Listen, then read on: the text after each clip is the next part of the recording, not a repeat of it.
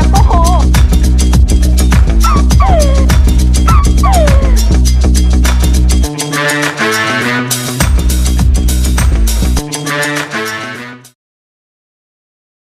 안녕. 오늘의 18금 MC 문감독이야. 왜 이렇게 18금 썰답지 않게 오프닝이 차분하냐고? 사실 누가 불러주진 않았지만 내가 그냥 오늘 초대 MC를 하기로 했거든. 이렇게 해서라도 꼭 풀어야 할 18금 썰이 있는데 오늘의 주제는 바로 사법농단이야. 사실 개강한 지 얼마 안 돼서 내가 사실 좀 바쁘긴 하지만 내 하루를 오늘 함께 하면서 내가 틈틈이 썰을 풀어보도록 할게.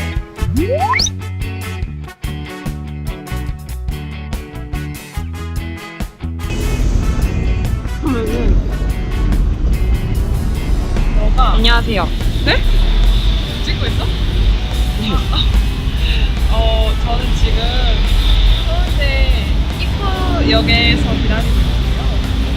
저는 입구가 아니고 서울대 저 멀리 3대 바보가 입구에서 걸어가는 거예요. 나머지 2개의 뭐냐? 숙제 첫 날아갔어요. 근데 그게 지금 중요한 게 아니잖아. 난 오늘 주제를 알고 있다고. 뭔데? 사법농단 아니야? 사법농단이 뭔데? 그래서 사법농단이 뭐냐고? 사법농단을 간단히 설명하자면 우리나라 법원 중 최고 기관인 대법원의 수장, 대법원장이 사법행정권을 남용해서 여러 재판에 영향력을 행사한 사건이야. 그러면 사법행정권이 뭐냐고? 사법행정권은 재판에 필요한 행정적인 것들, 예를 들면 법원의 직원이라든지 회계과 같은 것들을 처리하는 권한이고 우리나라는 법원 행정처가 이 권한을 갖고 있어. 그런데 권한을 이렇게만 사용하는 게 아니라 이 사법행정권을 남용해서 지난 대법원장 시절에 판사들을 감시하고 더 나아가 재판을 거래했다는 의혹이 바로 이번 사법농단이지.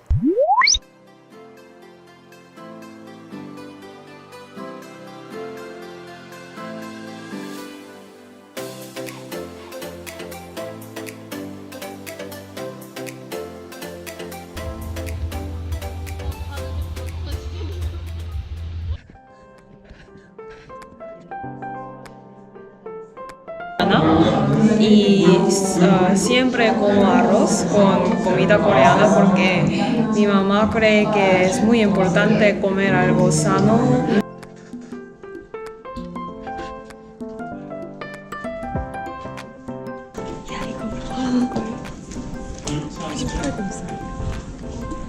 너가 질문을 해봐. 그러면 우리가 거기에 맞게 내용을 쓰게. 어떻게 알고 조사하게 된 거야? 사법농단에서 어떻게 알고 조사하게 되냐고? 사법농단에 대한 문제 제기가 처음으로 이루어진 건 언제였을까? 그 시작은 2017년으로 거슬러 올라가 법원 내 진보적 학회인 국제인권법연구회의 기획팀장이었던 이탄희 판사가 법원 행정처로 발령되어 일하면서 이규진 대법원 양형위원회 상임위원으로부터 엄청난 말을 듣게 돼. 바로 대법원에 판사들을 뒷조사한 문건이 있다는 거야. 이런 사실이 언론을 통해 외부로 나가게 되었고 또 사법부 블랙리스트 의혹이 커지면서 결국 대법원은 진상조사위원회를 꾸리고 내부 조사를 하게 되었어. 조사 결과 사법행정권 남용이 일부 있었던 건 맞지만 블랙리스트는 없었다라는 결론이 내려졌지. 하지만 이 조사는 결정적인 증거인 컴퓨터에 대한 조사는 없이 행정처 관계자들의 말만 믿고 이루어진 것이라서 많은 비판이 있었어. 추가 조사에 대한 요구도 있었고 양승태 전 대법원장은 임종원 행정처 차장만 사퇴시키고 추가 조사는 거부했지만 대법원장이 김명수 대법원장으로 바뀌면서 결국 2차 조사를 하게 되었어. 그러면 2차 때는 뭐가 나왔어? 2차 조사에서는 앞서 말한 이규진 상임위원회 컴퓨터를 포함한 행정처 컴퓨터 세대를 조사했는데 조사 결과 판사들의 이념, 성향, 인간관계, 가족 등 광범위한 범위에서의 사찰을 한 문건이 발견되었어. 판사들의 동향을 파악해서 진보적인 판사들에 대해서 따로 관리를 해야 한다는 내용도 있었고 더 나아가서 자신들의 입맛에 맞게 판사들 추천 순위를 색깔별로 정리해 놓은 것이 발견되기도 했지. 그런데 2차 조사 때는 임종원 전 행정처 차장의 컴퓨터를 조사하지 않았다는 것이 밝혀지면서 결국 3차 특별조사까지 이어졌어.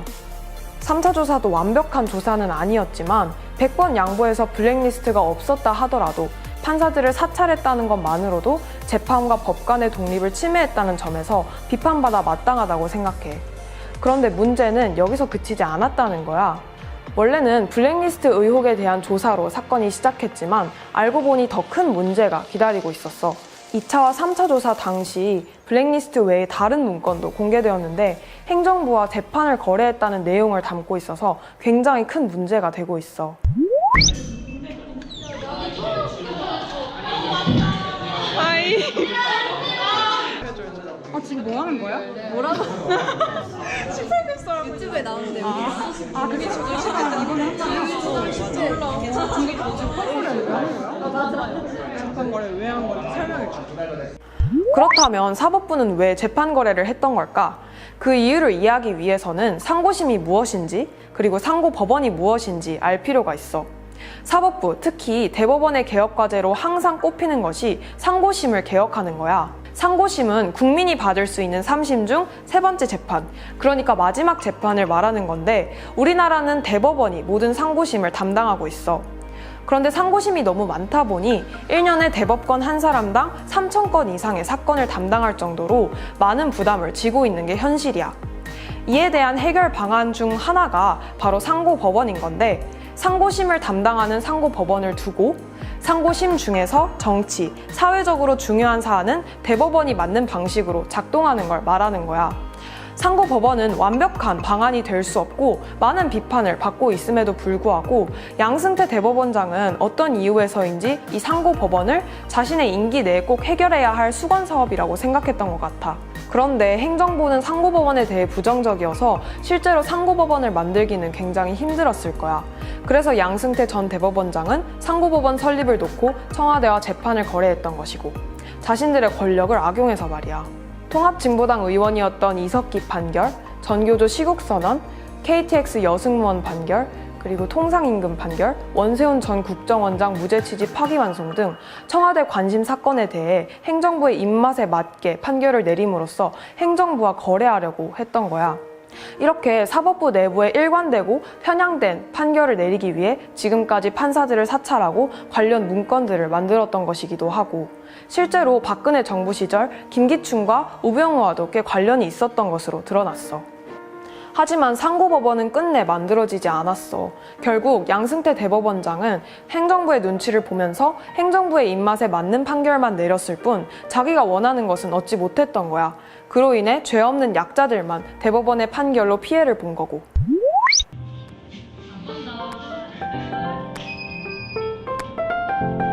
여기 조금 없을게요. 네, 진짜 나 안사님 하지 말았어. 안녕하세요, 김범재입니다. 그렇죠, 알죠. 질문이요? 아니 그래서 양승태는 감옥 갔습니까? 보험관요? 아니 감옥을 갔냐고요? 지금 수사를 진행하고 있어. 재판거래 피해자들과 시민단체 등이 사법농단 사건을 검찰에 고발했고 서울중앙지검 특수 1부에서 수사를 하고 있는데 수사가 쉽지만은 않은 상황이야. 여러 가지 이유가 있겠지만 가장 큰 이유는 사법부가 적극적으로 협조를 안 하고 있다는 것 때문이지. 김명수 대법원장이 나서서 검찰 수사에 적극적으로 협조하겠다고 했지만 많은 판사들이 검찰이 자신들을 수사하는 것을 법원의 독립에 대한 굉장한 침해라고 생각하고 있거든. 실제로 검찰이 자료 제출 요구를 했음에도 많은 판사들은 공무상 비밀이나 비공개 내부 지침 등을 내세워 자료 제출을 거부하고 있고 대부분의 압수수색 영장도 기각하고 있어서 수사가 쉽지만은 않은 상황이야. 비록 대법원장이 진보적인 인사이지만 법원에 영장을 신청해서 대법원을 수사하고 수사한 것을 다시 법원에서 재판받아야 하는 상황에서 검찰이 제대로 된 수사를 하기에는 어려움이 많을 것 같아. 민중이 선배 일찍